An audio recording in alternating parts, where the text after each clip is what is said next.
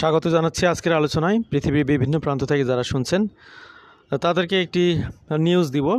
ইতোমধ্যে থাম্বনেইলে দেখেই অনেকটা গেস করতে পেরেছেন। বিষয় হলো ট্রাম্পের কানাডাতে আসা না আসাতে আপনাদের কি আসে যায়। একটা কোশ্চেন হতেই পারে যে ট্রাম্প প্রেসিডেন্ট ছিল তাতে কী হয়েছে, এখন তো সে প্রেসিডেন্ট নেই, সে তো ভালো লোক না, সে নাও আসতে পারে, তাকে ব্যান করাটা খুব স্বাভাবিক একটা বিষয়। তো অ্যাট এ গ্যালেন্সে যদি আপনি মনে করেন যে ট্রাম্পের নিষেধাজ্ঞা কানাডার জন্যে, তাহলে আপনার 3 সেকেন্ডে আপনার নিউজটা নিয়ে হয়ে গেল। কিন্তু এখানে মূল যে মেসেজ সেটা হলো যে ট্রাম্পের মতো ব্যক্তিদেরকে কানাডা কেন আসতে দিচ্ছে না বা এখানে ইনঅ্যাডমিসেবল ঘোষণা করতে যাচ্ছে। এই বিষয়গুলি নিয়ে আপনাদেরকে তথ্য দেওয়াটাই মূলত আমাদের আলোচনার মূল উদ্দেশ্য। তো একজন ব্যক্তিকে কী কারণে ইনঅ্যাডমিসেবল ঘোষণা করা হয় সেই তথ্যগুলো জানবেন আজকের আলোচনায়। একদম সংক্ষিপ্ত আকারেই আমরা আলোচনাটি করব। অনেকগুলো স্লাইড থাকবে, সবগুলো বিষয়ে আমরা কথা বলবো না। অনেকগুলো আপনাদের অ্যাসাইনমেন্ট আকারে থাকবে, যেগুলো আপনারা দেখে নেবেন, পড়ে নেবেন। তো সাবেক মার্কিন প্রেসিডেন্ট ডোনাল্ড ট্রাম্প, তাকে খুব কম চেনে না এরকম খুব কম মানুষই রয়েছে। বর্তমান সময়ে বিভিন্ন কোরবানির পশুর নামও কিন্তু ট্রাম্পের নামে নামকরণ করা হচ্ছে। তো এখানে ট্রাম্পের নানান ধরনের জনপ্রিয়তা রয়েছে। এটা জনপ্রিয়তা নেগেটিভ পজিটিভ মিলিয়েই। তো সামনের প্রেসিডেন্ট ইলেকশনে সে কিন্তু একজন শক্ত প্রার্থী হিসেবে নিজেকে জাহির করার সর্বোচ্চ চেষ্টা চালিয়ে যাচ্ছে। আবার তার যারা বিরোধী পক্ষ তারাও তাকে অযোগ্য ঘোষণা করার জন্য সর্বোচ্চ শক্তি দিয়ে লড়তেছে আমেরিকাতে। তো সে কানাডাতে আসতে পারবে কিনা, তার আগে বড় কথা এখানে আমেরিকার প্রেসিডেন্ট হতে পারবে কিনা সেটা একটা বিষয়। কিন্তু তাকে ঘিরে যে তাকে ঘিরে আমেরিকার বিভিন্ন আদালতে যে রায়গুলো এসেছে সেগুলোকে কেন্দ্র করে কানাডাতে তার সামনে আসাটা বন্ধ হয়ে যাওয়ার যথেষ্ট কারণ রয়েছে। সে বিষয়গুলি কী কী কারণে, এটা ট্রাম্পের ক্ষেত্রে না, পৃথিবীর যে কোনো ব্যক্তির ক্ষেত্রে এটা হতে পারে। তো ট্রাম্পের মতো একজন প্রেসিডেন্ট ক্যান্ডিডেট যদি সেখানে ইনঅ্যাডমিসেবল ঘোষিত হয়, তাহলে পৃথিবীর আর কোন ব্যক্তি এখানে অ্যাডমিসেবল হবে যদি তারও এই ধরনের সমস্যাগুলো থাকে। তো এই জন্য এই ফোকাস পয়েন্ট এটাই, এই মেসেজটি মূলত আপনাদেরকে আজকের আলোচনা থেকে দিতে চাই। Following a guilty verdict on 34 charges in his hash money case. তো এখানে 34টা চার্জ এসেছে তার নামে এবং এখানে অনেকগুলোর রায় হয়েছে। তো আমেরিকার 45তম প্রেসিডেন্ট ডোনাল্ড ট্রাম্প, তার বিরুদ্ধে এই বিষয়গুলিকে কেন্দ্র করেই মূলত তাকে ক্রিমিনালি ইনঅ্যাডমিসেবল করা হচ্ছে বা করা হতে পারে কানাডার জন্য।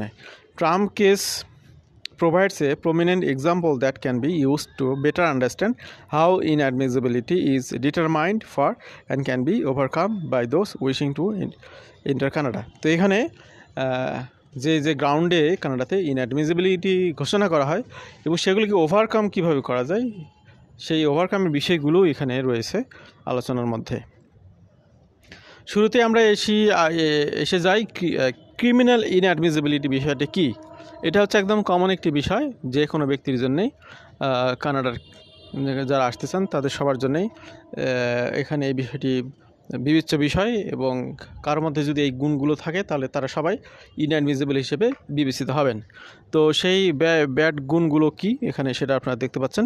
Criminal ইনঅ্যাডমিসিবিলিটি is use to describe an individual who is not allowed to enter or stay in Canada for criminality reason.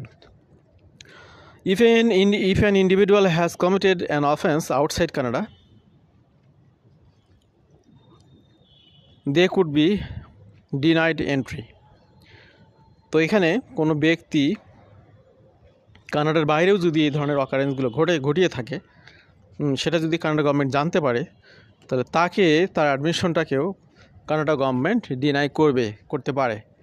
আগে অনেক কিছু ঘটে গেছে, অনেক খুনিরা পলাতক হিসেবে কানাডায় আশ্রয় নিয়েছে, অনেকে কানাডাতে এন্ট্রি করে খুনি নিজেদেরকে দাবি করতেছে। রিসেন্ট অনেক ঘটনাগুলো ঘটেছে, আপনারা জানেন। কিন্তু কেউ যদি আগে থেকে পাবলিকলি দোষী সাব্যস্ত হয় বিষয়গুলো, তাহলে অবশেষে কানাডাতে ইনঅ্যাডমিসেবল। এইটা কানাডাতে এই ধরনের ঘটনা ঘটতে হবে তা না, তার দেশে যদি সেটা ঘটিয়ে থাকে এবং গভর্নমেন্ট যদি আগে এটি আঁচ করতে পারে কানাডা গভর্নমেন্ট, তাহলে সেই ব্যক্তি কানাডাতে ইনঅ্যাডমিসেবল বা প্রবেশের ক্ষেত্রে সে নিষেধাজ্ঞার মধ্যে পড়বে। তো এখানে দেখা যাচ্ছে যে temporary resident, work permit holder, study permit holder, visitor visa holder এবং যারা পার্মানেন্ট রেসিডেন্ট, যে কোনো ব্যক্তি, তাদের মধ্যে যে কেউ এখানে ইনঅ্যাডমিসেবল এখানে হতে পারে কানাডার এন্ট্রি করার ক্ষেত্রে। তো কোন কোন কন্ডিশনে তারা ইনঅ্যাডমিসেবল হবেন সেই বিষয়গুলো এখানে দেখতে পাচ্ছেন। They are convicted of an offence in Canada. তো তারা কানাডাতে এসে কোনো একটা অফেন্স করেছে, কোনো একটা অপরাধ করেছে যেটা আপনার আইন লঙ্ঘনের মতো অপরাধ, সেই অপরাধের জন্য তাকে ইনঅ্যাডমিসেবল করা হতে পারে। They were convicted to an offence outside Canada that is also considered an offence inside Canada. তো সে এমন একটা ঘটনা ঘটাইছে, এমন একটা অপরাধ করেছে তার দেশে, যে অপরাধটাকে কানাডাতেও অপরাধ হিসেবে গণ্য করা হচ্ছে। পৃথিবীর অনেক অপরাধ আছে, সেটা ওই দেশের জন্য অপরাধ হতে পারে, অন্য দেশে অপরাধ না। যদি এটা উদাহরণ হিসেবে দিই, উদাহরণ আমি এভাবে দিতে যাচ্ছি না, তারপর এইভাবে বলা যেতে পারে যে আপনার বিবাহ বহির্ভূত মেলামেশা, এই বিষয়টি পৃথিবীর অনেক মুসলিম কান্ট্রি রয়েছে যেগুলোতে এটাকে আপনার অপরাধ হিসেবে গণ্য করা হয়, কিন্তু আবার অনেক কান্ট্রি রয়েছে যেগুলোতে এটা কোনো অপরাধ না, এখানে তারা পারস্পরিক সম্মতিতে এটা করতে পারে। তো আমি এটা কি জন্য বললাম যে এক দেশের অপরাধ অন্য দেশে সেটাকে অপরাধ হিসেবে নাও গণ্য করা হতে পারে। তো পৃথিবীর কোনো কান্ট্রিতে যদি কোনো একটা ব্যক্তি কোনো ধরনের অপরাধ করে থাকে, সেই অপরাধটা যদি কানাডাতে স্বীকৃত হয় অপরাধ হিসেবে, তাহলে সেই ব্যক্তি যিনি এই ঘটনাগুলো ঘটাবেন তিনিও এখানে ইনঅ্যাডমিসেবল হিসেবে বিবেচিত হবেন। They were committed an offense outside Canada, এটা পড়লাম আমরা। They committed an act outside Canada that is considered an offense in the place it was committed and is also considered an offense in Canada. For example, if someone is convicted of one offense in their home country, that would be deemed an indictable offense in Canada comparable to felony in the United States. They could be considered criminally inadmissible. However, not all convictions result in admissibility. For example, one single summary conviction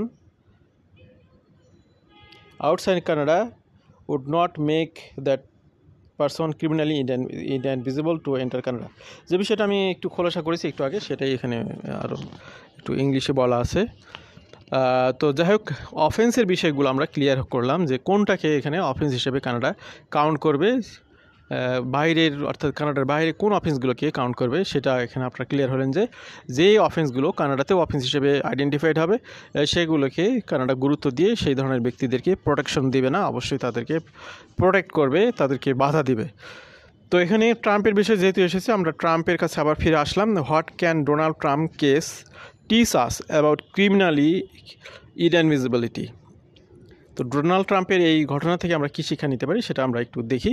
When an individual who has committed an offense abroad wants to enter Canada, the process of determining their criminal inadmissibility begins with an in-depth look at the foreign crime committed. Especially Canadian immigration authorities would assess the foreign status under which the offense was prosecuted, the sentence imposed, the date sentence was completed. From here, one would look at the Canadian equivalent to the foreign offense to better understand how the act would be treated in Canada.